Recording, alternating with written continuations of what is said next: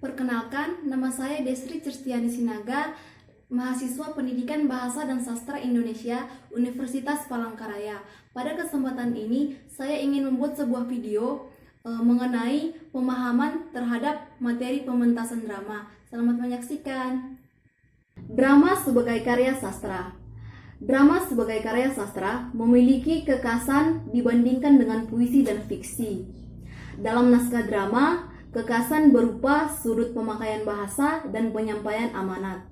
Pemaparan bahasa dalam sebuah naskah drama dapat berupa petunjuk kelakuan yang menggambarkan suasana ataupun penggunaan dialog. Dan adapun penyampaian amanat ataupun pesan biasanya berupa mengisahkan kehidupan manusia ataupun seorang tokoh dengan persoalan atau peristiwa yang sedang dialami tokoh tersebut.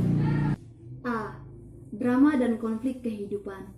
Persoalan yang dialami dalam sebuah drama adalah konflik kehidupan berupa dialog, di mana materi konflik itu sendiri dimulai dari kehidupan antar manusia, manusia dengan alam, manusia dengan Tuhan. Kisah perjalanan manusia dan peristiwa konflik dimulai sejak lahir dan mati, kawin dan cerai, perang dan damai, dan juga sebagainya. Dan dasar materi naskah itu sendiri adalah konflik kehidupan berupa kisah awal, konflik, dan penyelesaian. B. Struktur drama. Yang pertama, penokohan dan perwatakan. Berdasarkan peran terhadap jalannya cerita, terdapat 3 tokoh dalam sebuah drama, yaitu yang pertama protagonis. Protagonis merupakan tokoh utama dalam cerita. Nah, yang kedua ada antagonis.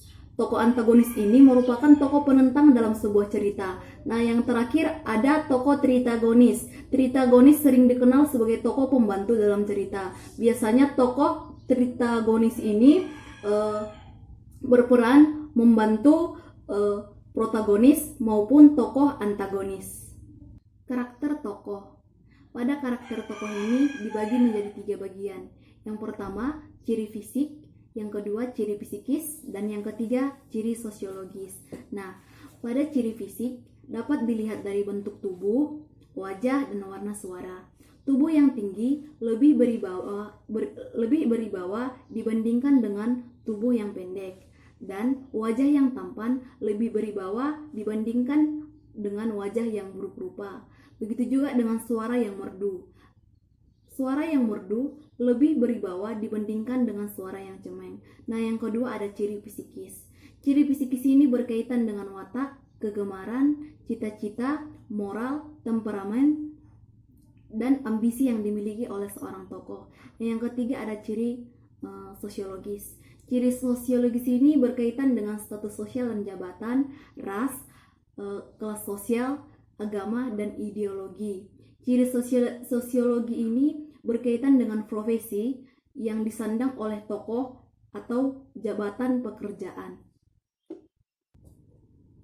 Yang kedua ada plot dan kerangka cerita. Menurut Gustav Freytag, plot atau kerangka cerita terdiri dari 5 bagian. Yang pertama, exposition atau pengenalan cerita. Nah, pada saat pengenalan cerita ini diceritakan gambaran tokoh, latar, suasana, dan problem yang dialami oleh tokoh. Yang kedua ada complication atau pertikaian.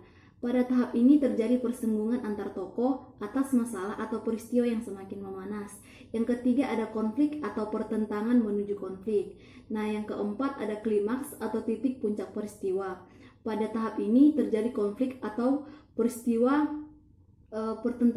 pertentangan yang semakin memuncak. Nah, yang terakhir ada resolution ataupun penyelesaian.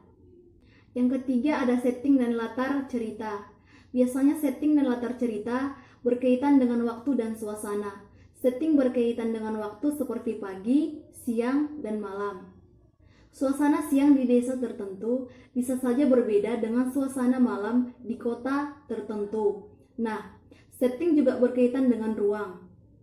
Ruang keluarga modern akan berbeda dengan ruang keluarga tradisional, baik dari segi perabotannya, bentuk rumahnya. Yang keempat ada dialog.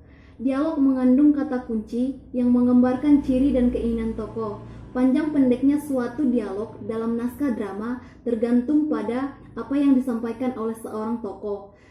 Semakin banyak ide yang disampaikan oleh seorang tokoh, maka semakin panjang juga dialog yang dimilikinya. Nah, begitu juga sebaliknya. Semakin sedikit ide yang disampaikan oleh seorang tokoh, maka semakin pendek juga dialog yang terdapat dalam sebuah naskah drama tersebut. Yang kelima, ada petunjuk lakuan ataupun petunjuk teknis. Nah, pada tahap ini berfungsi untuk memberikan informasi kepada seorang tokoh mengenai waktu, suasana pentas, musik atau suara, ataupun keluar masuknya seorang aktor ke dalam panggung. Dan juga berfungsi untuk memberikan petunjuk kepada seorang aktor kapan dia harus diam, bergerak, dan memberikan sebuah jeda. C. Unsur pembeda naskah drama, fiksi, dan puisi. Nah, unsur pembeda naskah drama terletak pada petunjuk dan lakuan dialog. Nah, bahasa teks yang digunakan dalam teks drama itu berupa lisan ataupun seperti orang yang berbicara. Teks fiksi bersifat naratif dan mendeskripsikan tokoh, latar, dan jalannya cerita. Pada teks fiksi, penulis menggunakan gaya bahasa dan juga sudut pandang berupa akuan, diaan, dan maha tahu. Sedangkan pada teks puisi menggunakan diksi dan pilihan kata yang bermakna padat, bahkan seringkali menimbulkan tafsir multimakna. Nah, teks puisi juga menggunakan gaya bahasa, dan gaya bahasa yang paling sering digunakan pada sebuah teks puisi adalah gaya bahasa personifikasi. Adapun persamaan antara teks drama, puisi, dan fiksi adalah merupakan karya sastra yang selalu berhubungan dengan tokoh. Baiklah, demikian presentasi yang dapat saya sampaikan. Jika ada kesalahan dalam bertutur kata, saya meminta maaf, dan akhir kata saya ucapkan terima kasih.